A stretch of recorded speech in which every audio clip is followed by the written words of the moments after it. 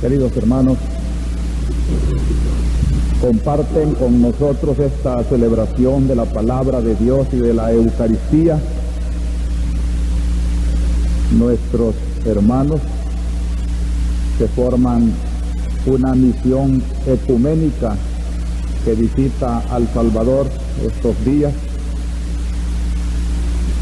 para darse cuenta de nuestra situación en asuntos de derechos humanos. Son ellos el reverendo Alan McCoy, franciscano, que junto con el padre Juan Macho Merino me acompañan en la presidencia de esta misa. Él es presidente de la Conferencia de Superiores de Órdenes Religiosas de Hombres en Estados Unidos.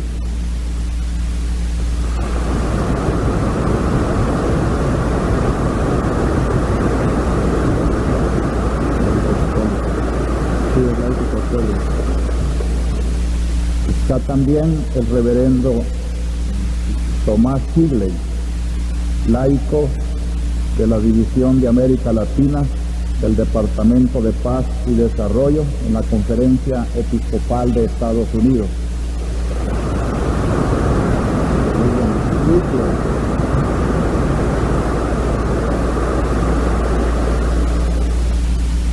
El reverendo William Whistler, del Programa de Derechos Humanos del Consejo Nacional de Iglesias de Estados Unidos.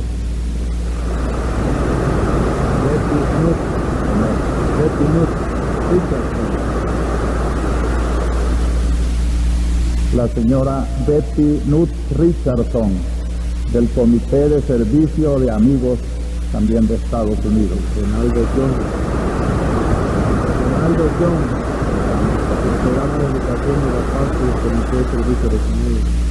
Y el señor Ronaldo Jung, del Programa de Educación en la Paz del Comité de Servicio de los Amigos.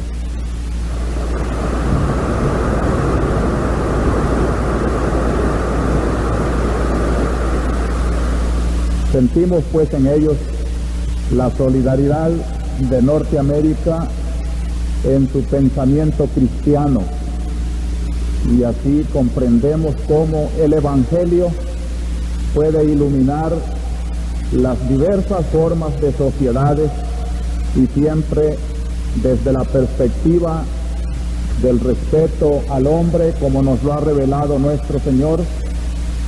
Se siente solidaria con una iglesia que precisamente trata de defender esos derechos del hombre tan pisoteados en nuestra patria. Le agradecemos mucho.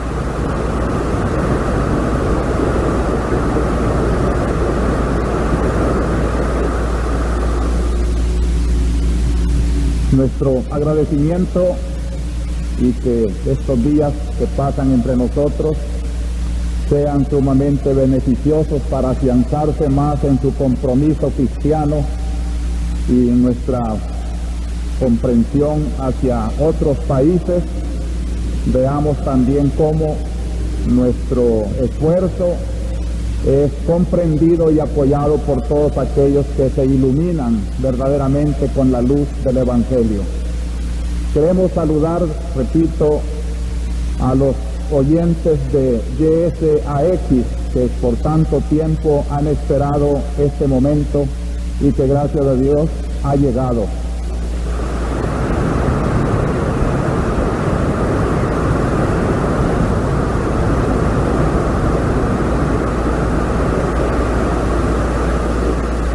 No ignoramos el riesgo que corre nuestra pobre emisora por ser instrumento y vehículo de la verdad y de la justicia, pero sabemos que el riesgo hay que correrlo, porque detrás del riesgo hay todo un pueblo que apoya esta palabra de verdad y de justicia.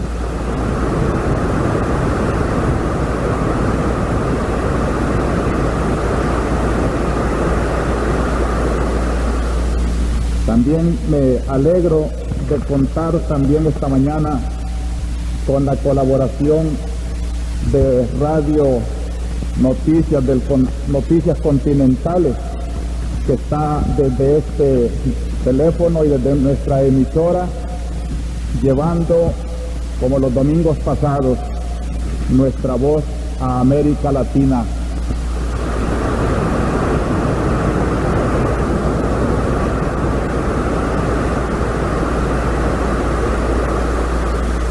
Está con nosotros el periodista Demetrio Olaciregui y nos ha informado cómo estalló una bomba cerca de la cabina de locución de aquella emisora en Costa Rica. Eran varias cargas de dinamita, destruyó parcialmente la pared de un edificio y 2 pisos y todos los vidrios. Tuvo que silenciarse un momento, pero luego ha seguido funcionando y está prestándonos este maravilloso servicio.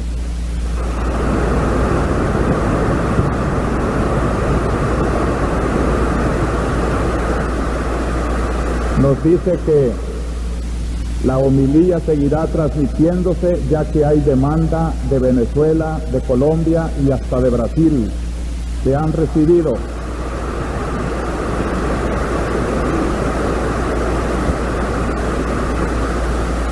Aquella emisora ha recibido de 300 a 400 cartas en que manifiestan que oyen perfectamente esta onda en Honduras, en Nicaragua y aquí mismo en El Salvador, en muchas partes.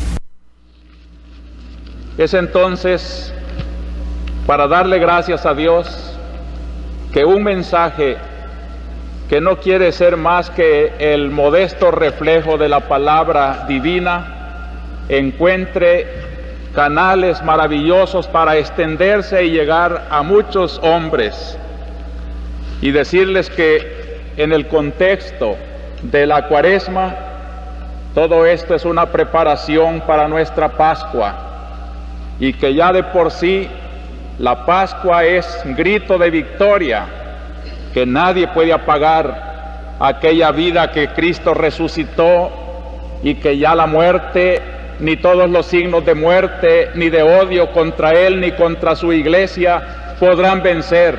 Él es el victorioso.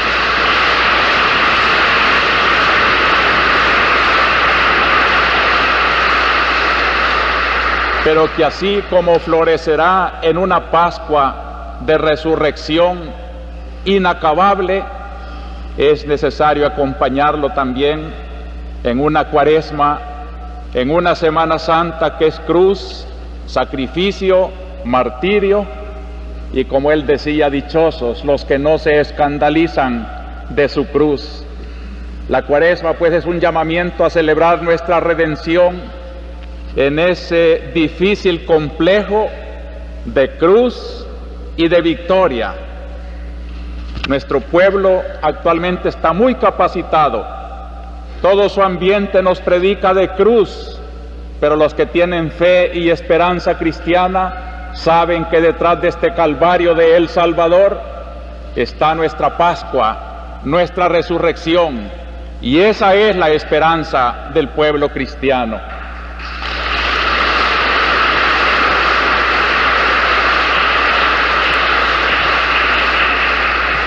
He tratado durante estos domingos de Cuaresma de ir descubriendo en la revelación divina, en la palabra que se lee aquí en la misa, el proyecto de Dios para salvar a los pueblos y a los hombres. Porque hoy, cuando surgen diversos proyectos históricos para nuestro pueblo, podemos asegurar, aquel tendrá la victoria que refleje mejor el proyecto de Dios. Y esta es la misión de la Iglesia. Por eso, a la luz de la palabra divina que revela el proyecto de Dios para la felicidad de los pueblos, tenemos el deber, queridos hermanos, de señalar también las realidades, saber cómo se va reflejando entre nosotros, o se está despreciando entre nosotros el proyecto de Dios. nadie tome a mal que a la luz de las palabras divinas que se leen en nuestra misa, iluminemos las realidades sociales, políticas, económicas, porque de no hacerlo así, no sería un cristianismo para nosotros. Y es así como Cristo ha querido encarnarse para que esa luz que Él trae del Padre se haga vida de los hombres y de los pueblos. Ya sé que hay muchos que se escandalizan de esta palabra y quieren acusarla de que ha dejado la predicación del Evangelio para meterse en política, pero no acepto yo esta acusación, sino que hago un esfuerzo para que todo lo que nos ha querido impulsar el Concilio Vaticano II, la reunión de Medellín y de Puebla, no solo lo tengamos en las páginas y lo estudiemos teóricamente, sino que lo vivamos y lo traduzcamos en esta conflictiva realidad de predicar como se debe el Evangelio.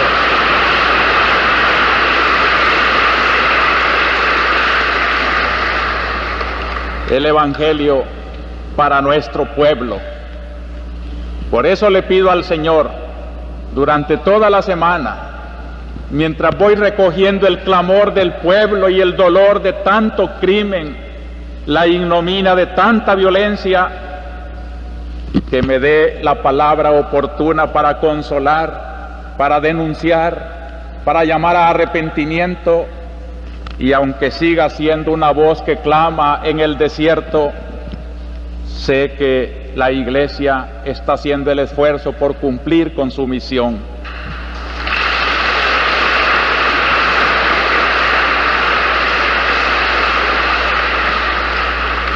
En los domingos de Cuaresma entonces hemos visto ese proyecto de Dios que se podría sintetizar así: Cristo es el camino. Por eso nos lo presenta ayunando y venciendo tentaciones en el desierto. Cristo es la meta y la vida, el impulso. Por eso nos lo presentaba transfigurado, como llamándonos a esa meta a la que todos los hombres son llamados. Y los otros domingos, tercero, cuarto y quinto, la colaboración que Dios pide a los hombres para salvarlos, su conversión, su reconciliación con Él, bajo ejemplos preciosísimos como la higuera estéril, como el hijo pródigo, y esta mañana como la adúltera que se arrepiente y es perdonada. Es el llamamiento que Dios nos hace y nos dice que nos encontrará así como el padre del hijo pródigo, así como el salvador de la adúltera. No hay pecado que no quede perdonado, no hay enemistad que no se pueda reconciliar cuando haya una conversión y un retorno sincero al Señor. Esa es la voz de la Cuaresma. Y cómo las lecturas de Cuaresma también nos van diciendo cómo ese Dios aplica su proyecto en la historia, para hacer de la historia de los pueblos su historia de salvación. Y en la medida en que esos pueblos reflejen ese proyecto de Dios, de salvarnos en Cristo por la conversión, en esa medida los pueblos se van salvando y van siendo felices.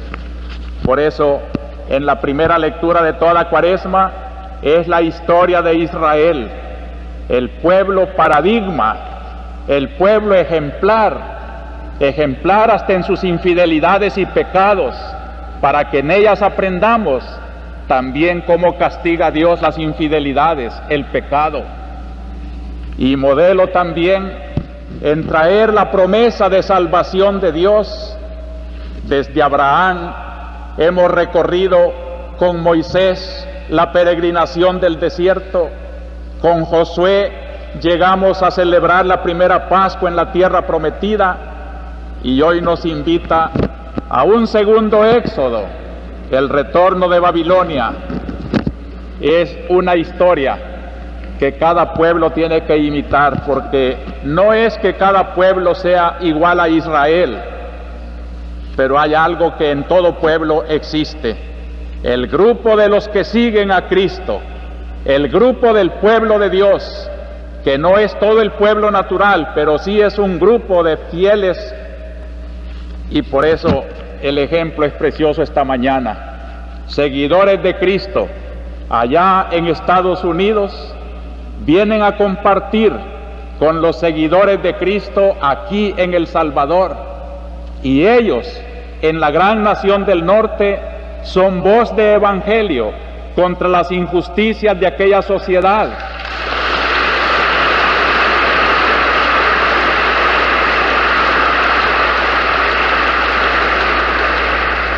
Así como vienen a darnos solidaridad para que nosotros, pueblo de Dios aquí en El Salvador, sepamos también denunciar con valentía las injusticias de nuestra propia sociedad.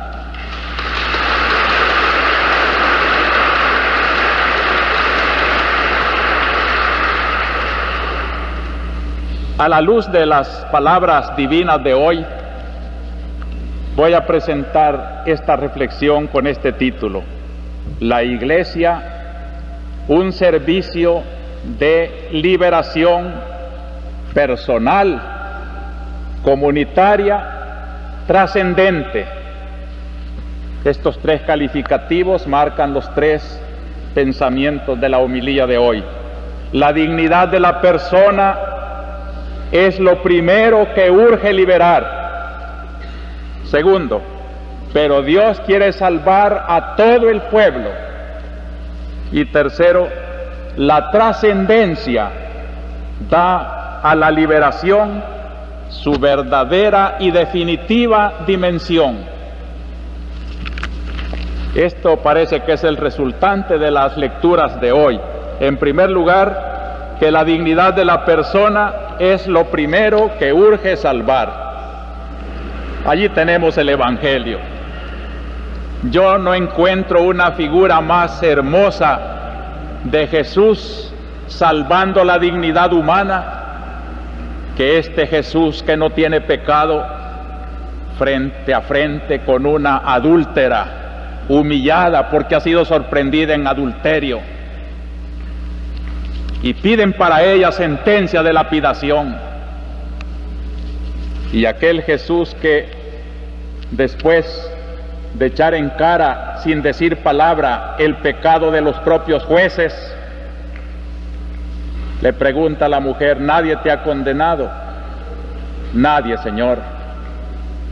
Pues yo tampoco te condeno, pero no peques más. Fortaleza, pero ternura, la dignidad humana ante todo. Era un problema legal en el tiempo de Jesús. En el Deuteronomio, toda mujer sorprendida en adulterio debía morir. Y cuando quedaba un espacio para discutir cómo debe ser esa muerte, discutían los fariseos y los letrados por lapidación, por estrangulación. Y a esto se refiere la pregunta. Esta mujer ha sido sorprendida en adulterio. Nuestra ley dice que debe morir. ¿Tú qué dices? Según la discusión actual, ¿cómo debemos de matarla? A Jesús no le importan estos detalles legalistas. Con un disimulo superior a esa mala voluntad de los que le ponían una trampa, se puso a escribir en la tierra, como cuando uno disimula con un lápiz manchando un papel. Ellos insisten, y Jesús da la gran respuesta de su sabiduría: el que de ustedes esté sin pecado, que tire la primera piedra. Ha tocado la conciencia. Eran los testigos, según las leyes antiguas, los primeros que debían tirar las primeras piedras.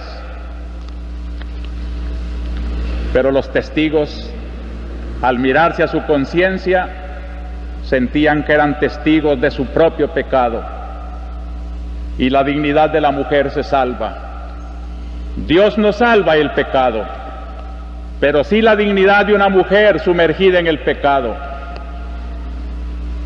El ama ha venido precisamente a salvar a los pecadores, y aquí tiene un caso.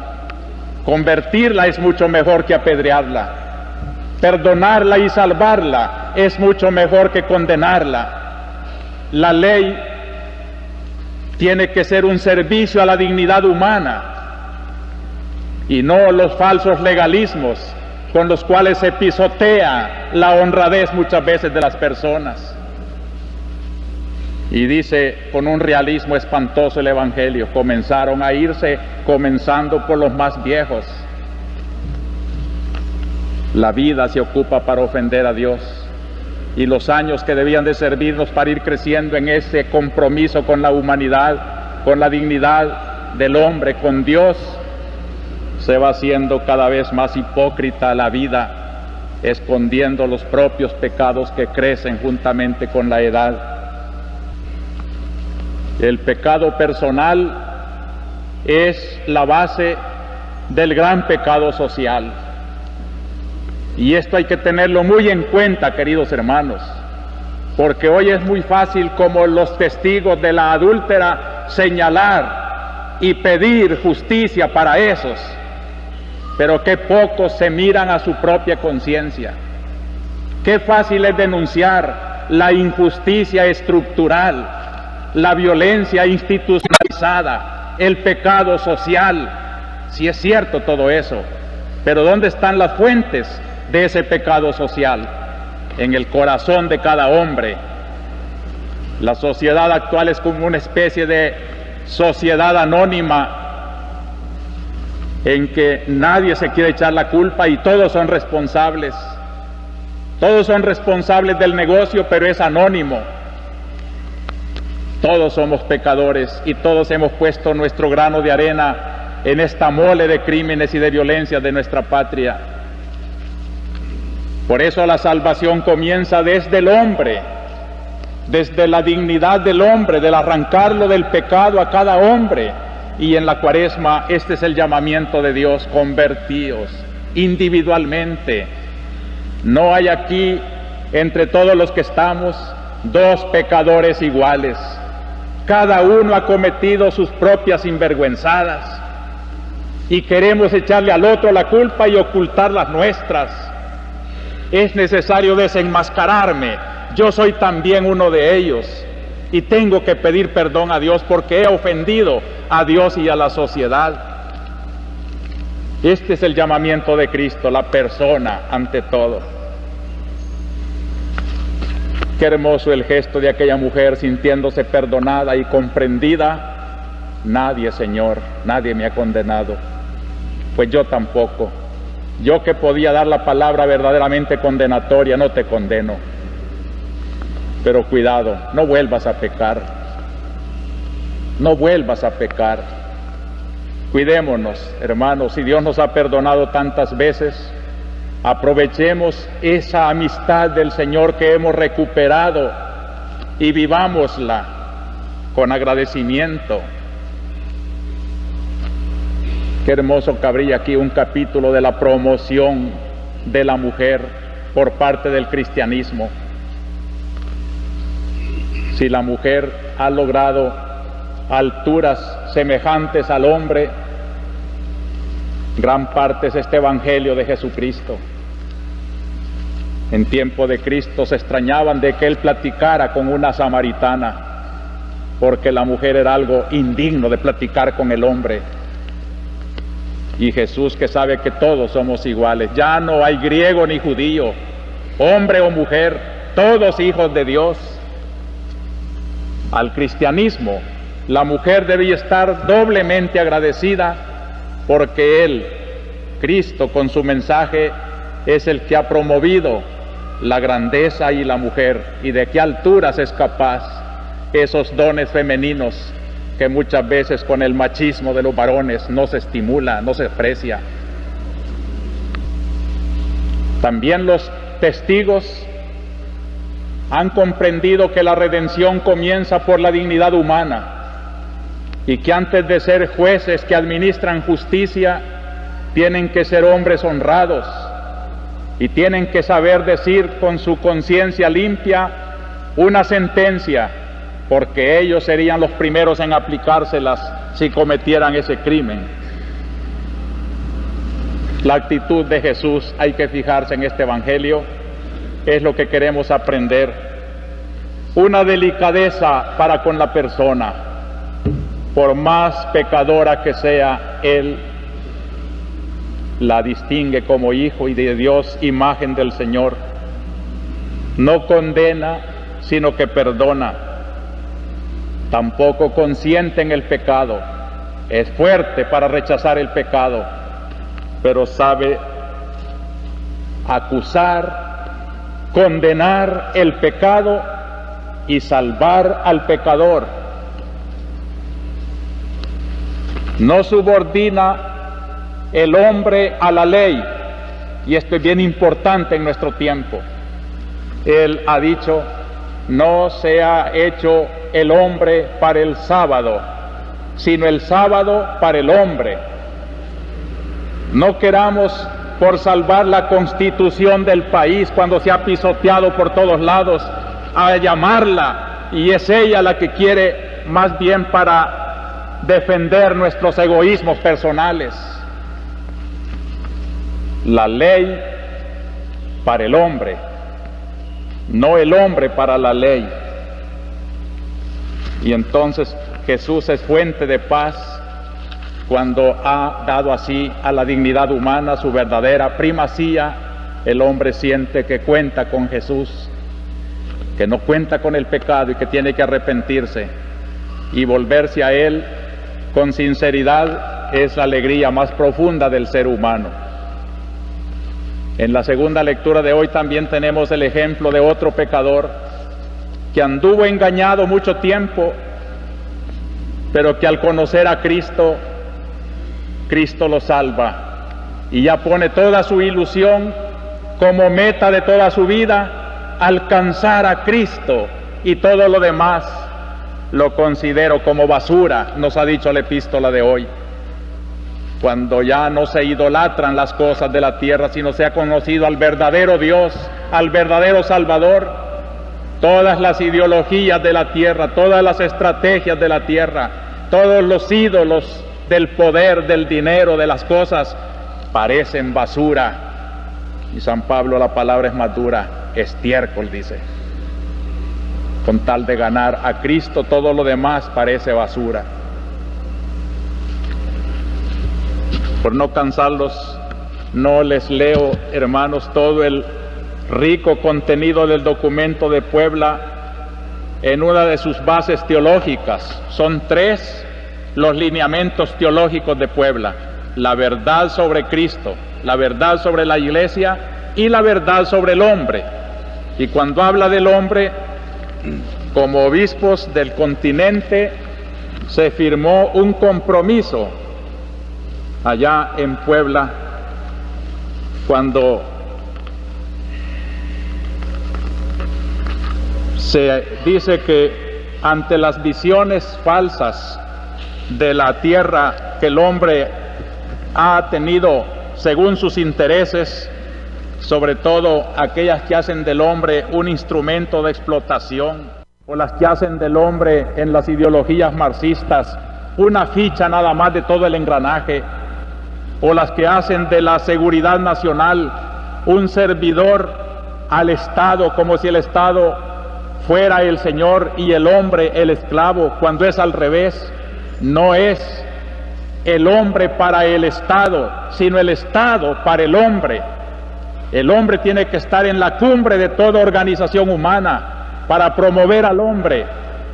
Entonces los obispos de América Latina nos hemos comprometido, profesamos pues que todo hombre y toda mujer, por más insignificantes que parezcan, tienen en sí una nobleza inviolable que ellos mismos y los demás deben respetar y hacer respetar sin condiciones.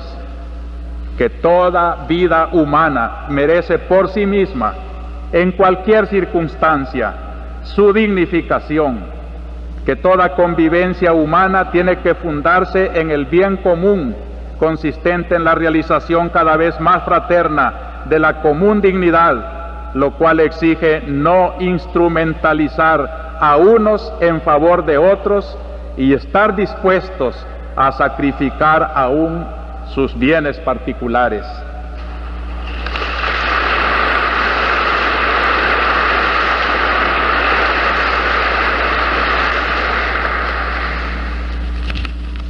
Esta es la base de nuestra sociología, la que aprendimos de Cristo en su Evangelio. El hombre ante todo es lo que hay que salvar, y el pecado individual es lo primero que tenemos que arreglar. Nuestras cuentas con Dios, nuestras relaciones individuales con Él, ponen la base de todo lo demás. Falsos liberadores son aquellos que llevan el alma esclava del pecado y gritan hacia afuera, y por eso a veces son tan crueles, porque no saben amar ni respetar la persona humana.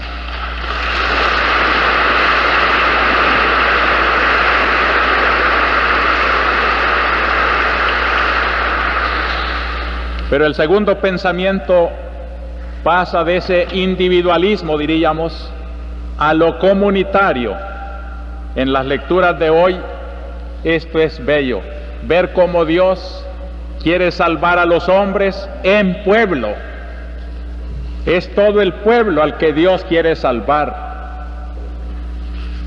La primera lectura de hoy, los famosos himnos de Isaías, presentan a un Dios hablando con un pueblo.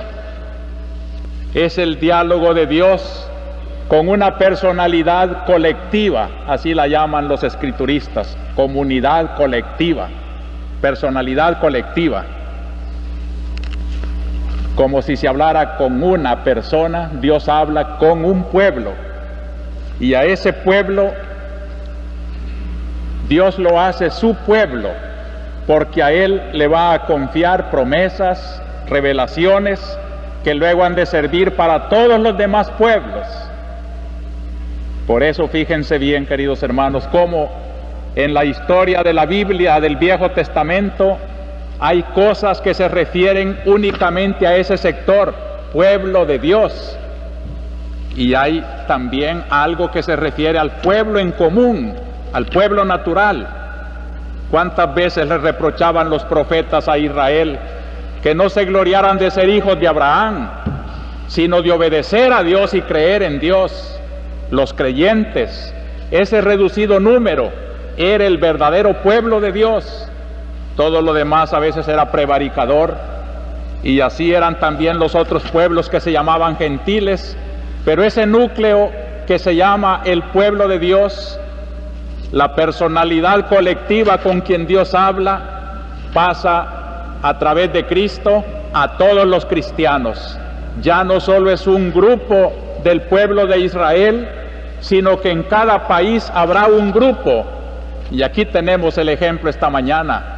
En Estados Unidos hay también el grupo de los cristianos que no son todo Estados Unidos. Así como en El Salvador también está el grupo de la iglesia que no es todo El Salvador. Y cuando yo como pastor me dirijo al pueblo de Dios, no pretendo yo ser un maestro de todo El Salvador, sino que soy el pobre servidor de un núcleo que se llama la iglesia, la arquidiócesis, los que quieren seguir a Cristo y que reconocen en el obispo al maestro que en nombre de Cristo les habla. De ellos espero respeto, obediencia, con ellos me siento tan unido, y no me extraña que los que no son iglesia, aunque estén dentro de la iglesia, me critiquen, me murmuran, me deshagan.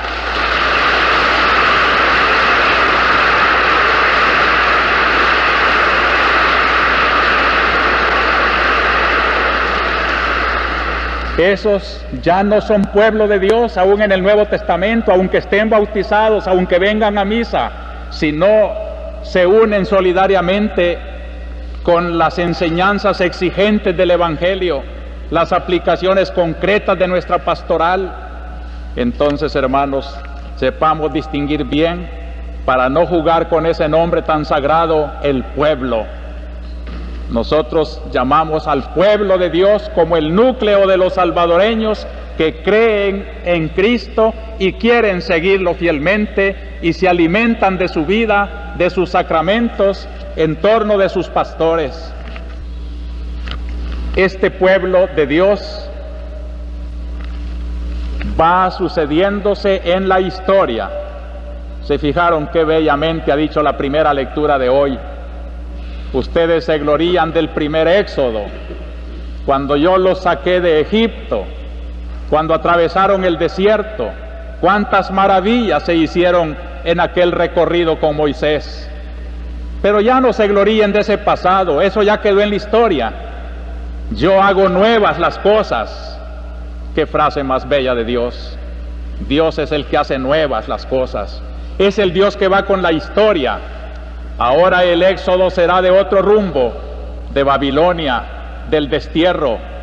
El desierto por donde van a pasar florecerá como jardín, brotarán las aguas, como simbolizando con el paso del perdón de Dios, del pueblo reconciliado con Dios hacia Jerusalén, que ya no es propiamente la esclavitud de Egipto, sino es el destierro de Babilonia. Y así se irá sucediendo la historia. Hoy también El Salvador vive su éxodo propio. Hoy estamos pasando también nosotros la liberación por el desierto, donde cadáveres, donde el dolor angustioso nos va asolando y muchos sufren la tentación de los que caminaban con Moisés y querían volverse y no colaboraban. Es la historia de siempre. Dios quiere salvar al pueblo haciendo nueva la historia. La historia no se repite, aunque el dicho dice la historia se repite. Hay ciertas cosas que aparentemente son repetición. Lo que no se repite son las circunstancias, las coyunturas.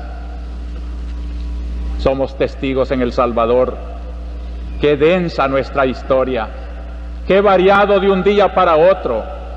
Sale uno de El Salvador y regresa la semana siguiente y parece que ha cambiado tan rotundamente la historia. No nos estabilicemos en querer juzgar las cosas como las juzgamos una vez.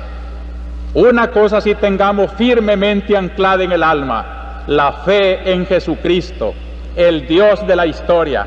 Ese sí no cambia, pero Él tiene como la complacencia de cambiar la historia, jugar con la historia. Hago nuevas las cosas. La gracia del cristiano entonces está en no estabilizarse en tradiciones que ya no se pueden sostener, sino en aplicar esa tradición eterna de Cristo a las realidades presentes. Los cambios en la iglesia, queridos hermanos, sobre todo los que hemos sido formados en otras épocas, en otros sistemas, tenemos que tener y pedirle al Señor esa gracia de sabernos adaptar sin traicionar nuestra fe, ser comprensivos con la hora de hoy. Dios hace nuevas las cosas y por eso corregía a los israelitas, porque se alegraban del primer éxodo y no pensaban que Dios estaba haciendo ya maravillas en un segundo éxodo, y las haría muchos mayores en la era cristiana, como las vamos viendo nosotros. La historia no perecerá, la lleva Dios.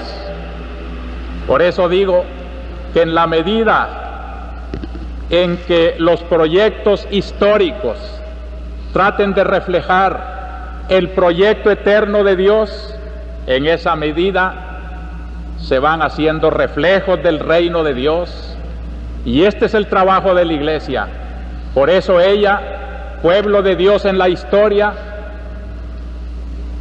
no se instala en ningún sistema social, en ninguna organización política, en ningún partido. La iglesia no se deja cazar por ninguna de esas fuerzas, porque ella es la peregrina eterna de la historia y va señalando a todos los momentos históricos lo que sí refleja el reino de Dios y lo que no refleja el reino de Dios. Ella es servidora del reino de Dios.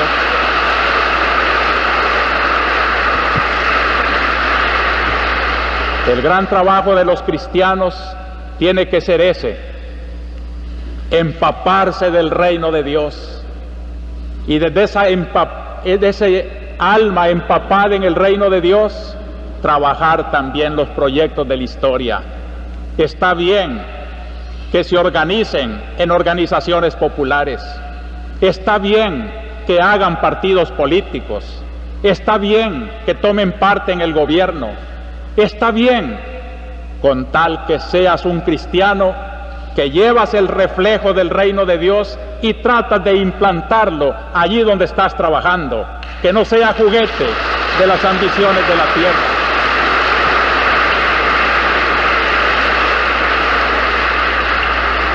Y este es el gran deber de los hombres de hoy.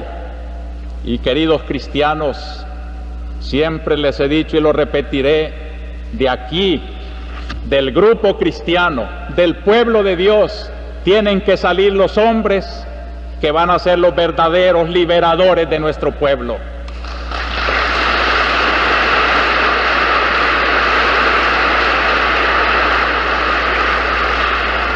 Cualquier proyecto histórico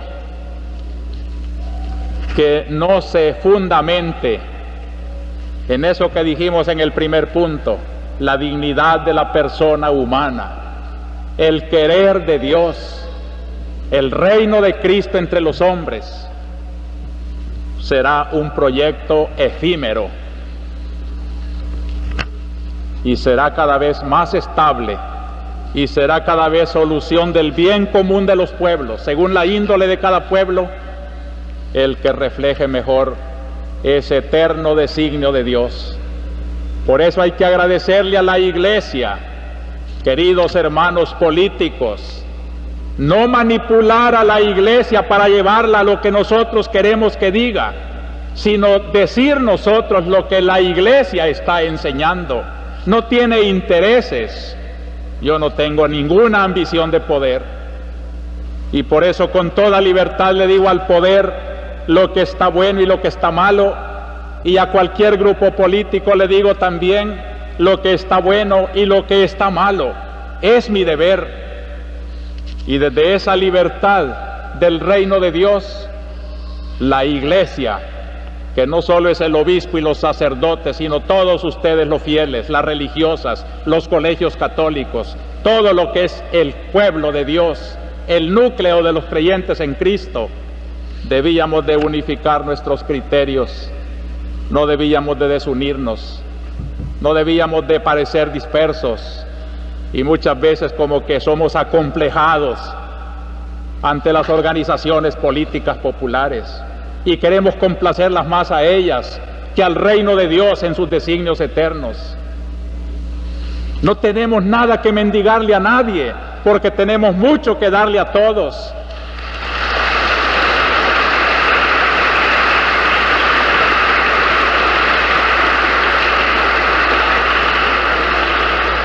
Y esto no es soberbia, sino la humildad agradecida del que ha recibido de Dios una revelación para comunicarla a los demás.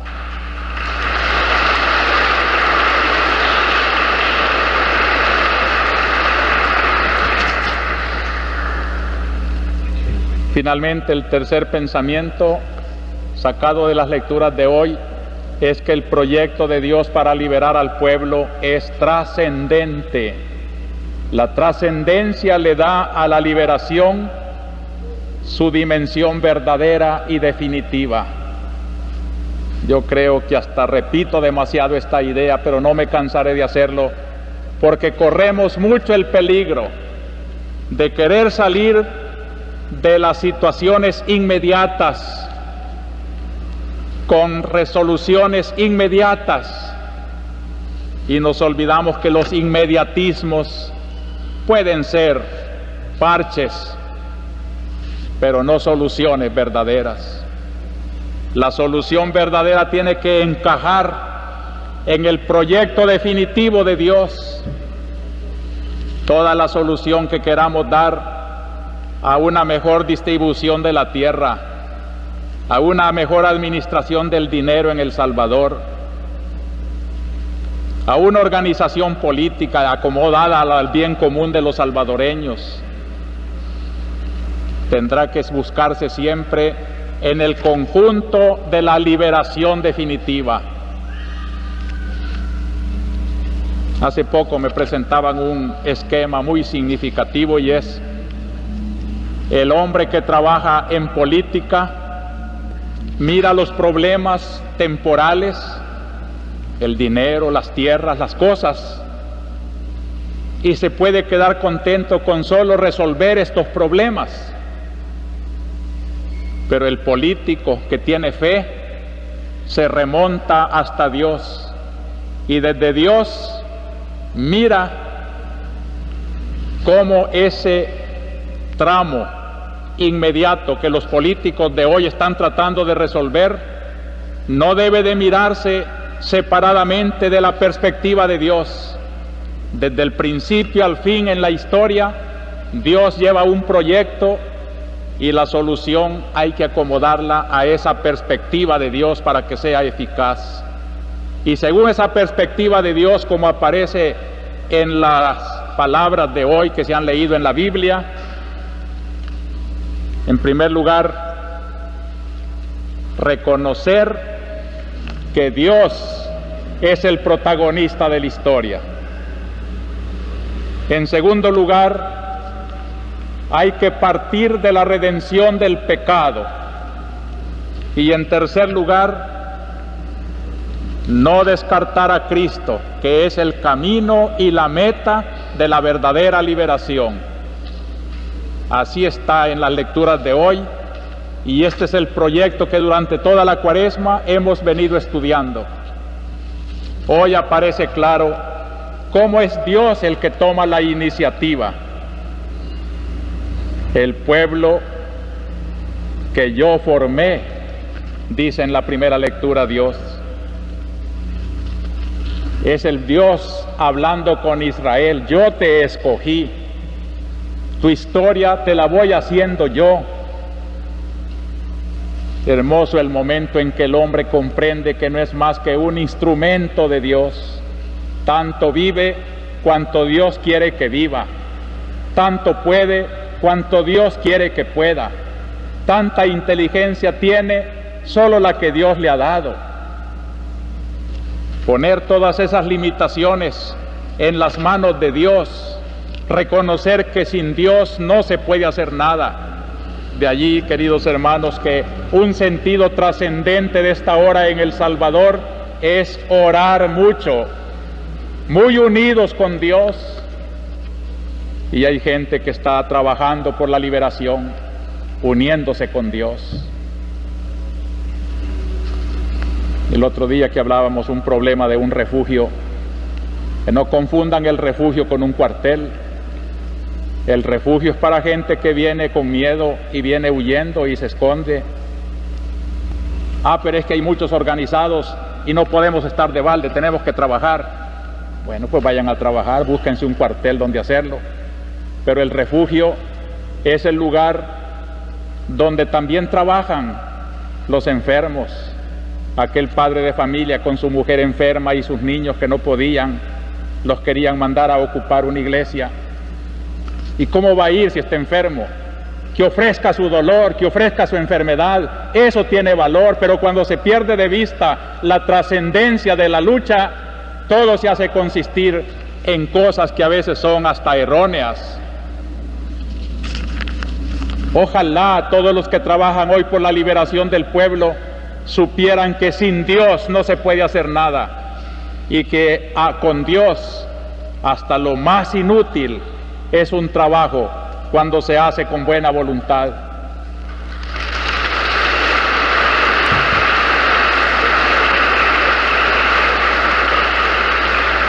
En la primera lectura de hoy, Dios invita al pueblo de Israel a descubrir su mano, no solo cuando salió de Egipto a la tierra prometida, sino hoy que viene de Babilonia también para Jerusalén.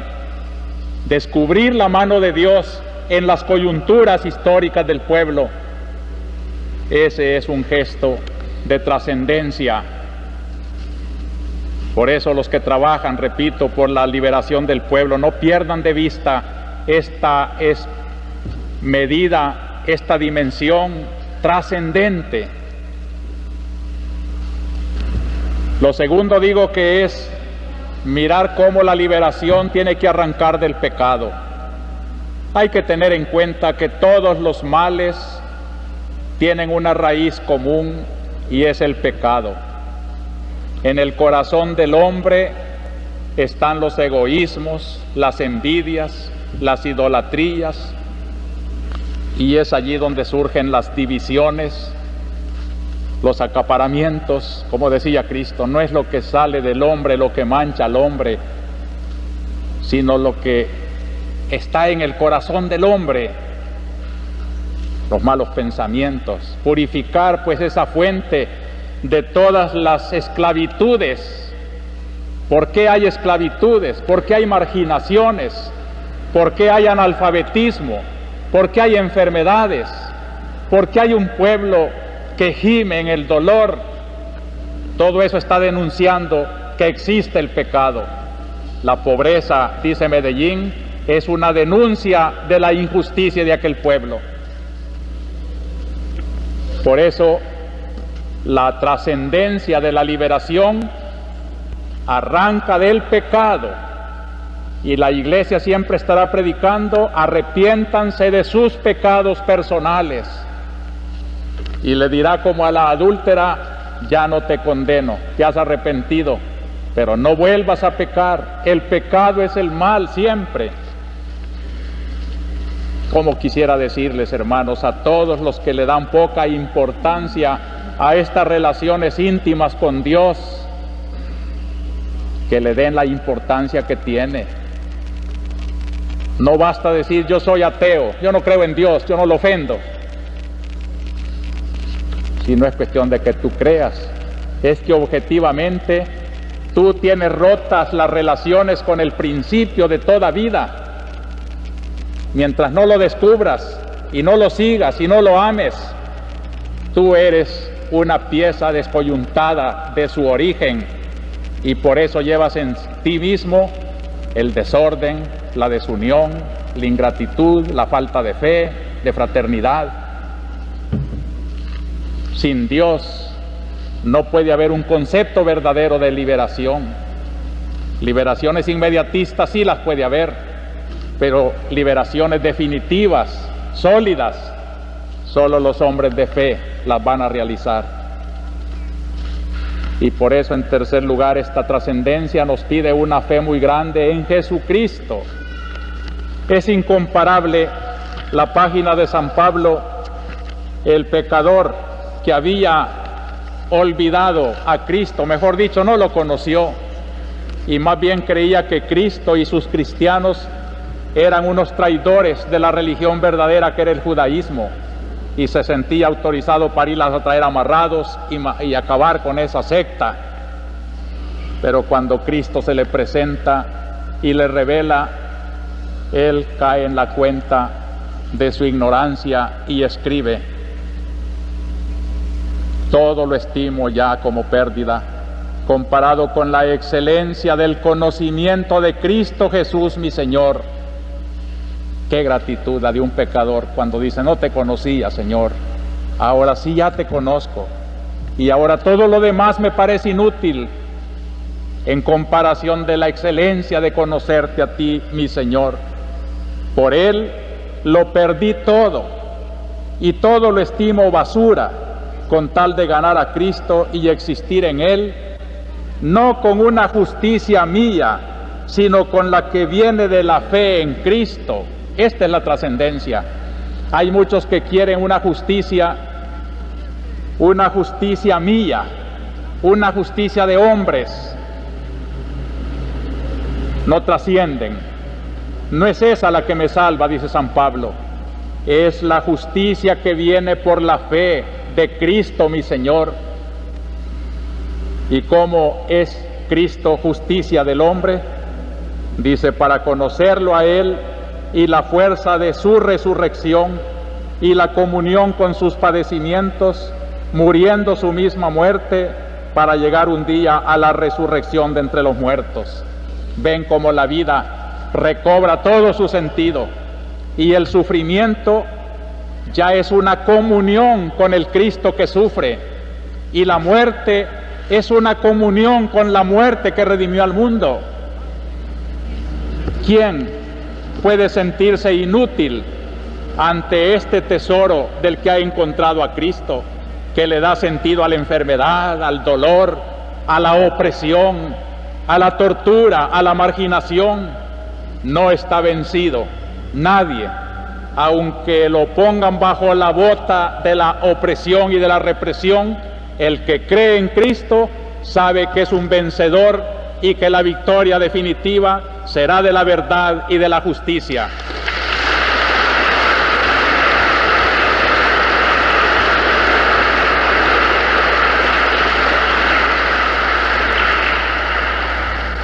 Y en su misma página íntima, San Pablo dice, no es que ya haya conseguido el premio, sino que corro hacia adelante, olvidándome de lo que queda atrás y lanzándome hacia lo que está por delante, corro hacia la meta para ganar el premio al que Dios desde arriba llama en Cristo Jesús. Esta es la trascendencia, una meta hacia la cual queremos empujar toda nuestra liberación, una meta que es alegría definitiva de todos los hombres. Hermanos, esta es la liberación que nuestra iglesia tiene que vivir y predicar. Le hemos aprendido en la palabra de Dios ya en vísperas de la Semana Santa, y vamos a entrar en esa Semana Santa a constituirnos más iglesia, más pueblo de Dios. Hablo en este momento a mis queridos sacerdotes, a las comunidades religiosas, a las comunidades cristianas, a todo aquello que se llama la iglesia, el pueblo de Dios, el núcleo de los creyentes, para que desde aquí, desde nuestro núcleo de creyentes, tengamos fuerza, como Dios se la dio a Israel, para iluminar a todos los otros pueblos, para iluminar y sancionar aquello que no está bueno, y para animar a todo aquello que está bueno. Por eso en este momento de mi homilía, yo me refiero al quehacer de nuestra iglesia, invitando a todos los protagonistas de la iglesia a que la hagamos verdaderamente un motor de la liberación, tal como el proyecto de Dios lo quiere.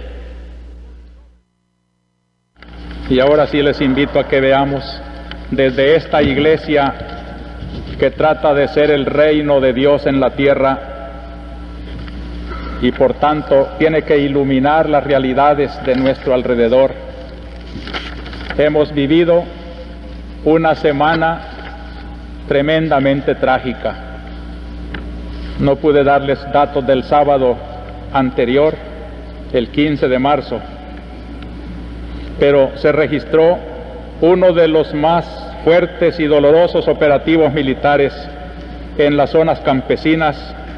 Los cantones afectados fueron La Laguna, Plan de Ocotes, El Rosario, resultando un trágico saldo después del operativo. Muchísimos ranchos quemados, acciones de saqueo y, lo que nunca falta, cadáveres.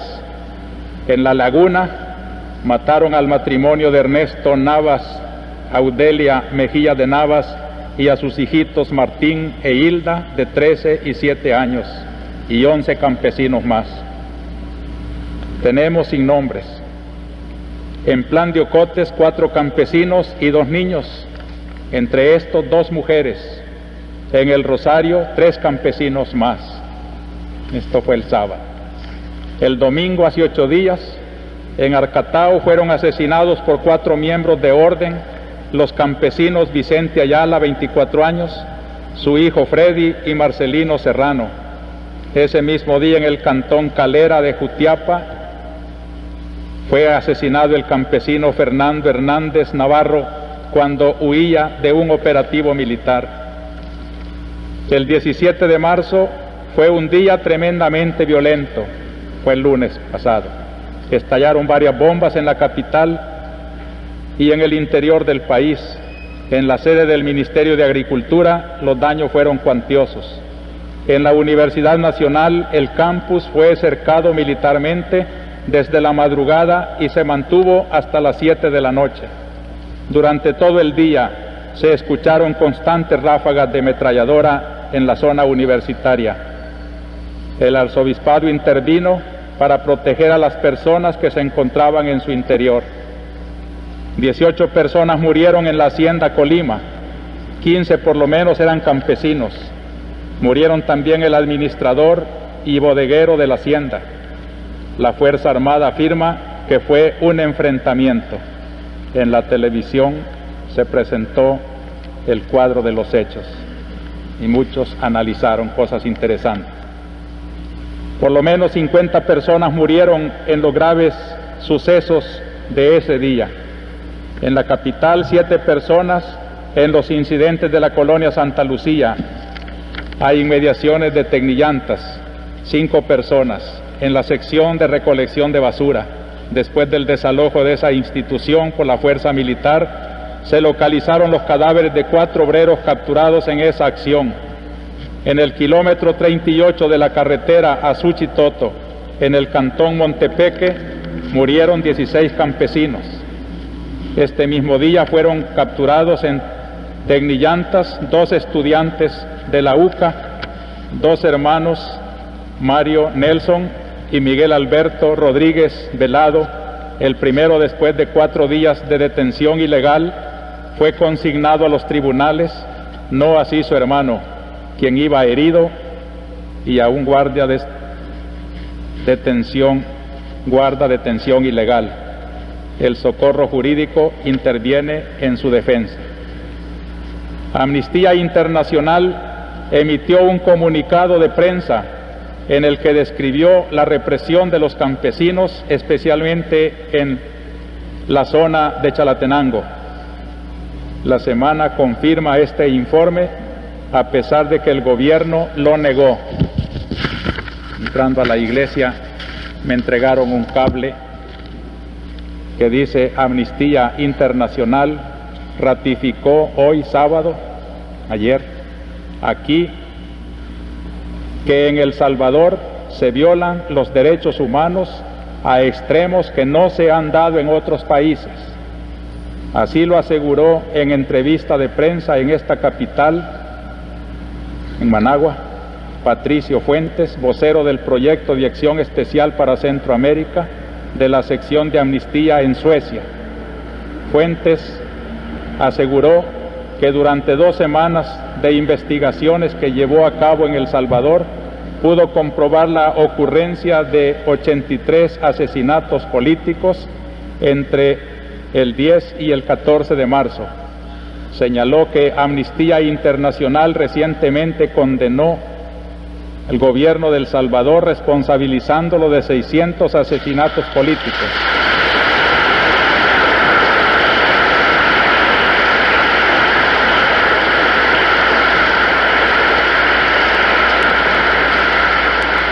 El gobierno salvadoreño en su oportunidad se defendió de los cargos, argumentando que Amnistía había condenado basándose en suposiciones.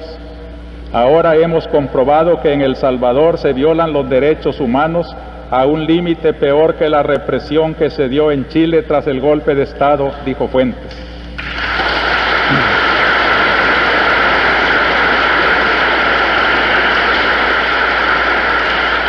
El gobierno salvadoreño también dijo que los 600 muertos eran producto de enfrentamientos armados entre tropas del ejército y guerrilleros.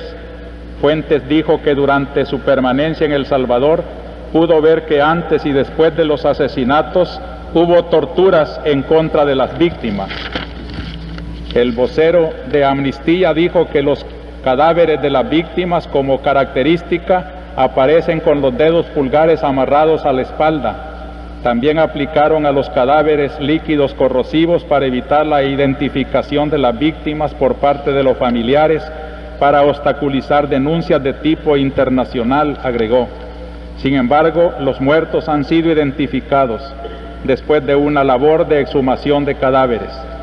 Fuentes dijo que la represión del ejército salvadoreño tiene por fin desmantelar la organización popular mediante el asesinato de dirigentes, tanto en la ciudad como en el campo. En el área rural, según el vocero de Amnistía, por lo menos 3.500 campesinos huyen de sus lugares de origen hacia la capital para ponerse a salvo de la persecución.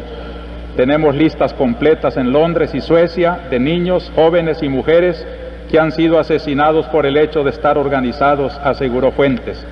El informante dijo que Amnistía Internacional, que es una organización humanitaria, no se identifica ni con gobiernos, ni organizaciones, ni personas. No pretendemos votar al gobierno, pero sí luchamos porque se respeten los derechos humanos en cualquier parte del mundo, pero en especial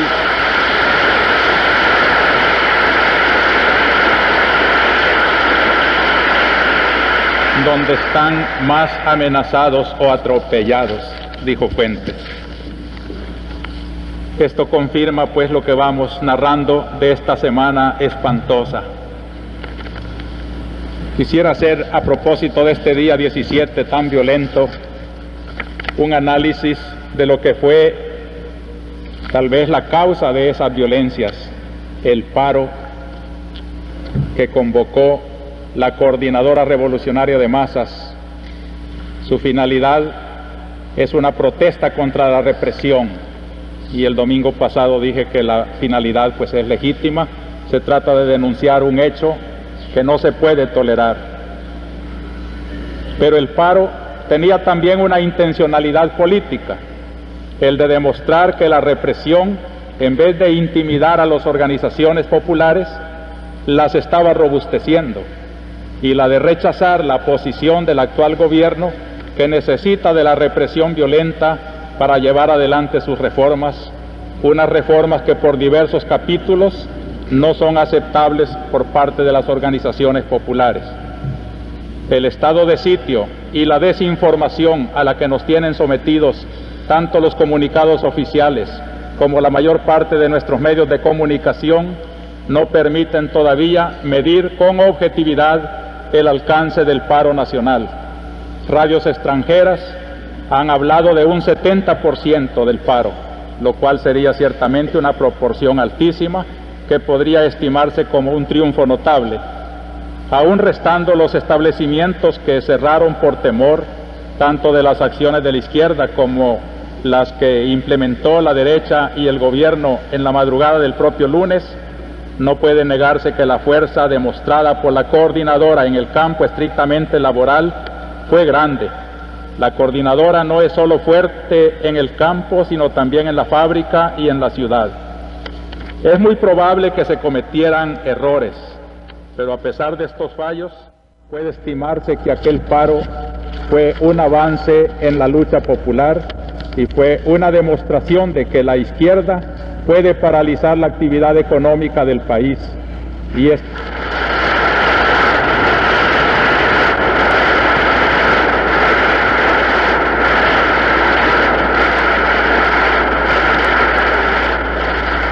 la respuesta del gobierno al paro sí fue dura. No solo el patrullaje de las ciudades y el tiroteo contra la Universidad de El Salvador así lo demuestran, sino sobre todo las muertes que ocasionaron.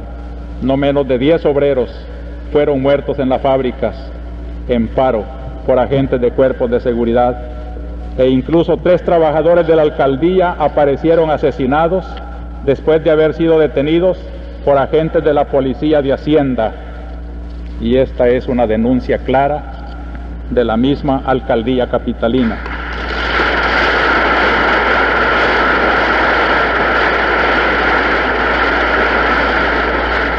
Pero a estas muertes se unieron en el mismo día otras hasta llegar a un mínimo de 60 según algunos, y otros dicen que sobrepasan los 140. Y es que el paro laboral fue acompañado en el campo de algunas actividades combativas por parte de organizaciones populares. Tal es el caso de Colima, de San Martín y Suchitoto. Puede dudarse de la conveniencia táctica de estos operativos de las organizaciones, pero esta posible inconveniencia no justificaba la acción represiva del gobierno. Ciertamente, las coordinadoras tienen sus fallas y aún le queda mucho para convertirse en una alternativa coherente de poder revolucionario democrático. Ojalá evaluaran y fueran perfeccionando una expresión que fuera verdaderamente del pueblo y que no en sus disparates encontraran el repudio del mismo pueblo, que es una esperanza, una solución, si maduran y llegan a ser de veras comprensivos con el querer del pueblo. Esos fallos, sin embargo, no están en que sean subversivos o maleantes o resentidos sociales. Los fallos están en que no se les permite un desarrollo político normal. Son perseguidos, masacrados, dificultados en sus labores sindicales, en sus labores de organización, en sus intentos de ampliar sus relaciones con otros grupos democráticos. Así lo que se va a conseguir es su radicalización y su desesperación. Es difícil en estas circunstancias que no se lancen a actividades revolucionarias, a luchas combativas. Lo menos que se puede decir es que el país está viviendo una etapa prerevolucionaria y de ningún modo una etapa de transición. La cuestión fundamental es cómo salir por el camino menos violento de esta etapa crítica. Y en este punto, la responsabilidad mayor es la de los gobernantes civiles y sobre todo militares. Ojalá no se dejen cegar por lo que están haciendo de reforma agraria. Puede ser un engaño que les impida ver la totalidad del proceso. El martes vamos siguiendo una semana cargada de hechos que no se pueden dejar de mencionar. En los recortes que traía del Papa, el Papa también recoge el número de víctimas que ha habido en Italia y en Roma, sobre todo en sus días. Quiere decir pues que si el Papa estuviera en mi lugar, no señalaría solo los 10 crueles asesinatos en Italia, sino que se tardaría, como nos estamos tardando aquí nosotros, en recoger día a día numerosos y numerosos asesinatos. El 18 de marzo, los cadáveres de 4 campesinos fueron localizados de este día en distintas zonas, 2 en Metapán, 2 en San Miguel. Miércoles 19 de marzo a las 5:30 de la mañana, después de un operativo militar en los cantones San Luis, La Loma, La Cayetana, León de Piedra, La India, Paz, Pico, El Mono, se localizaron los cadáveres de 3 campesinos, Humberto Urbino, Oswaldo Hernández y Francisco García. En la capital, a las 2 de la tarde, los locales de los sindicatos de bebidas y de la Federación Sindical Revolucionaria fueron ocupados militarmente cuando muchos obreros velaban el cadáver de Manuel Pacín, obrero asesor de los trabajadores municipales, cuyo cadáver fue localizado en Apulo después de haber sido capturado. En esa ocupación resultaron muertos 2 personas, entre ellas el obrero Mauricio Barrera, dirigente del Sindicato de Industrias Mecánicas y Metálicas. 19 obreros fueron consignados a los tribunales. A petición de sus familiares, Socorro Jurídico interviene en este caso. Se ha afirmado que los archivos de los sindicatos fueron decomisados. En la prensa nacional se reportó la muerte de 9 campesinos en un enfrentamiento, según es Fuerza Armada, en la población de San Bartolo de Coluca.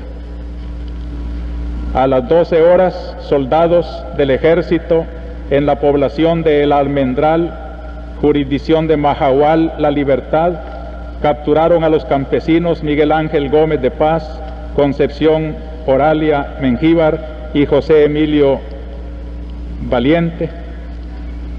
Valencia, sin haber sido puestos en libertad. pedimos que se les consigne a los tribunales. El jueves 20 de marzo a las 4 de la tarde en el cantón El Jocote, Quesaltepeque, fueron asesinados el dirigente campesino Alfonso Muñoz Pacheco, secretario de conflictos de la Federación de Trabajadores del Campo. El campesino Muñoz era ampliamente conocido en el campo por su dedicación a la causa de los campesinos. Y algo muy horroroso y muy importante, este mismo día, jueves 20, fue localizado aún con vida el campesino Agustín Sánchez, quien había sido capturado el 15 por soldados en Zacatecoluca, que lo entregaron a la policía de Hacienda. Ha afirmado el campesino Sánchez en una declaración ante notario y testigos que su captura sucedió en la hacienda El Cauca, departamento de La Paz, cuando trabajaba en la afiliación de la Unión Comunal Salvadoreña.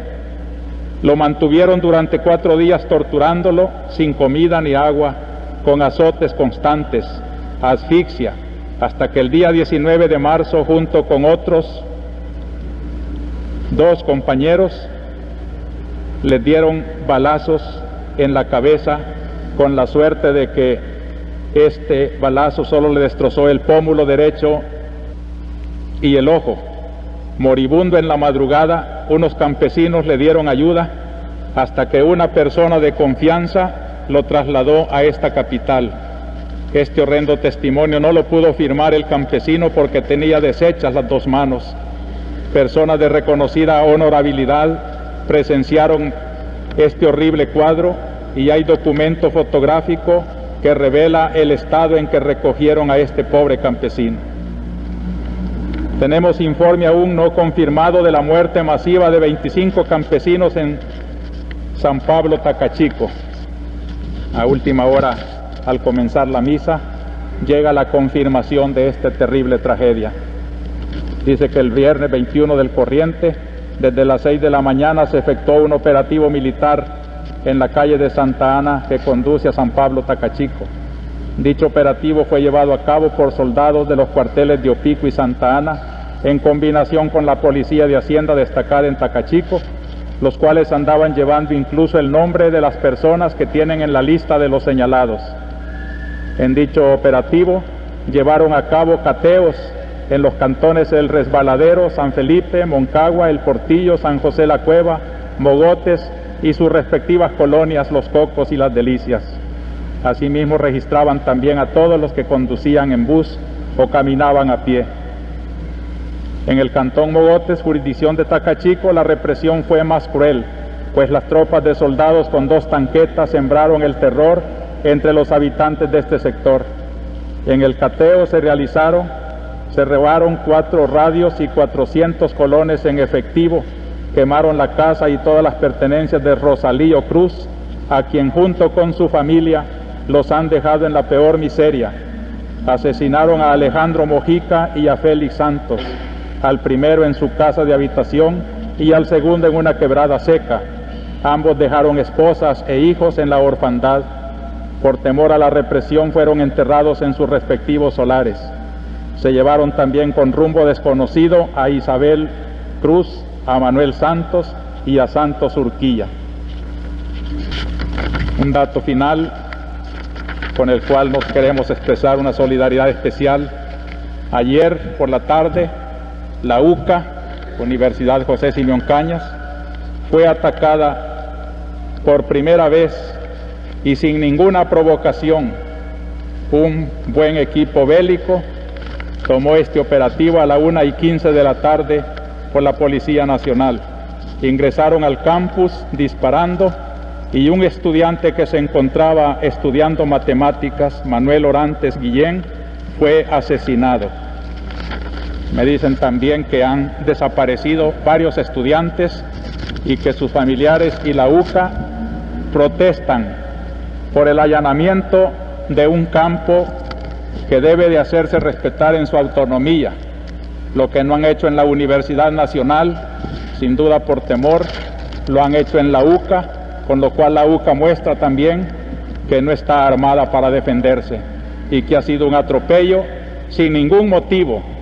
Esperamos dar más detalles de esto, que es una falta grave contra la civilización y la legalidad en nuestro país. Queridos hermanos, sería interesante ahora hacer un análisis, pero no quiero abusar de su tiempo, de lo que han significado estos meses de un nuevo gobierno que precisamente quería sacarnos de estos ambientes horrorosos. Y si lo que se pretende es decapitar la organización del pueblo y estorbar el proceso que el pueblo quiere, no puede progresar otro proceso.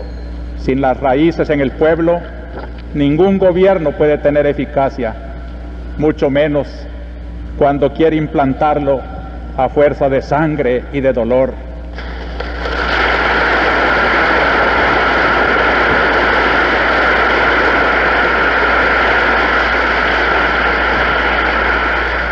Yo quisiera hacer un llamamiento de manera especial a los hombres del ejército y en concreto a las bases de la Guardia Nacional, de la policía, de los cuarteles. Hermanos, son de nuestro mismo pueblo, matan a sus mismos hermanos campesinos y ante una orden de matar que dé un hombre, debe de prevalecer la ley de Dios que dice no matar.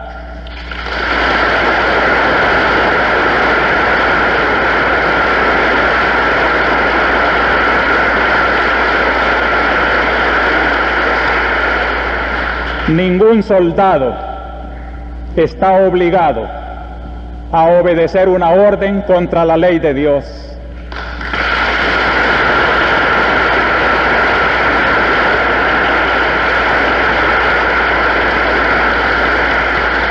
Una ley inmoral, nadie tiene que cumplirla.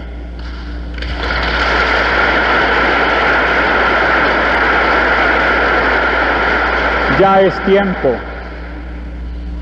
de que recuperen su conciencia y que obedezcan antes a su conciencia que a la orden del pecado.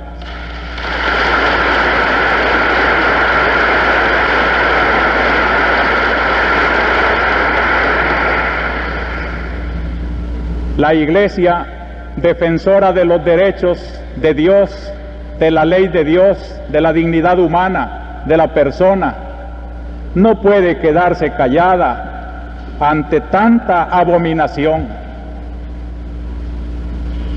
Queremos que el gobierno tome en serio que de nada sirven las reformas si van teñidas con tanta sangre.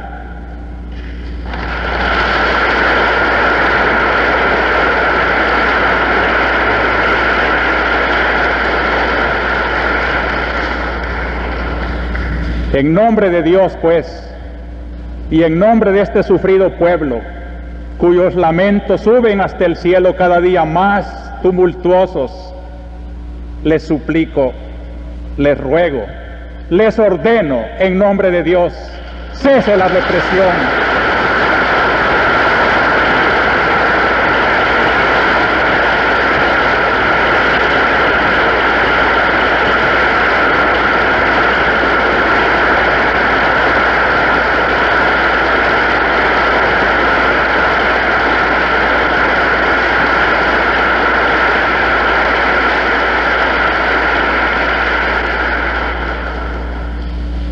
La Iglesia predica su liberación tal como la hemos estudiado hoy en la Sagrada Biblia. Una liberación que tiene por encima de todo el respeto a la dignidad de la persona, la salvación del bien común del pueblo y la trascendencia que mira ante todo a Dios y solo de Dios deriva su esperanza y su fuerza. Vamos a proclamar ahora pues nuestro credo en esta verdad.